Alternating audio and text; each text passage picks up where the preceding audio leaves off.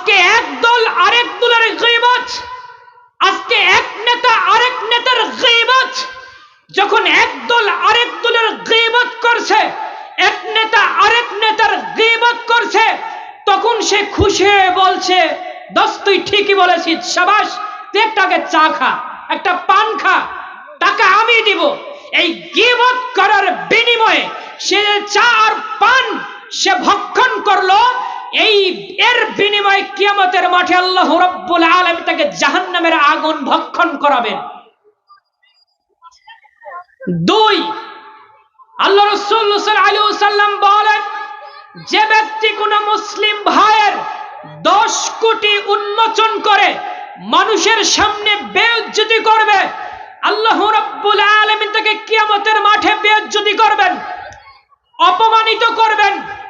আল্লাহ রাসূল সাল্লাল্লাহু আলাইহি ওয়াসাল্লাম বলেন, যে ব্যক্তি তার মুসলিম ভাইয়ের গীবত করে কোন পোশাক পরিধান করবে, কিয়ামতের মাঠে আল্লাহ রাব্বুল আলামিন তাকে জাহান্নামের পোশাক পরাবেন। এই তিনটা হাদিস থেকে আপনি কি বুঝলেন?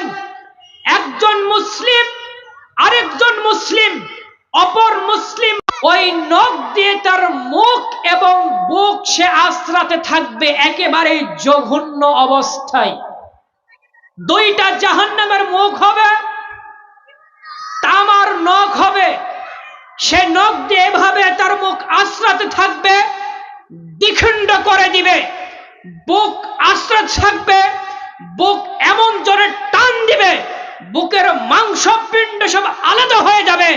আল্লাহ রাব্বুল আলামিনের আদেশে আবার এক জায়গায় হয়ে যাবেন, মুখ আবার সাবেক হয়ে যাবে, চুগলখড়ির আবার তামার হাত হবে, আঙ্গুল হবে, আবার সে মুখের মধ্যে হাত দিয়ে মুখ দ্বিখণ্ডিত করে ফেলবেন, আবার বুককে ছিদ্র বিদ্র করে ফেলবেন। কারণ সে দুনিয়ার জীবনে চুগলখড়ি ছিল, দ্বিমুখী ছিল, একটা হলে আরেকটা বাড়িয়ে বলে, এক নেতা এক কথা বলেছে, আরেকটু বাড়িয়ে চায়ের স্টলে আরেকটু বাড়িয়ে বলে, তার গীবত করেছে, অপবাদ করেছে। একদল একটি কথা বলেছে, আরেক দলের আরেকটু কথা বাড়িয়ে দুমুখ সাপের মতো সুবল দিয়েছে, মানুষের কাছে ছোট জিনিস তিলকে তাল বানিয়েছে। এই ব্যক্তির কিয়ামতের মাঠে দুইটা জিহ্বা হবে, তামার নখ হবে, মুখ আশ্রাতে থাকবে, বুক আশ্রাতে থাকবে।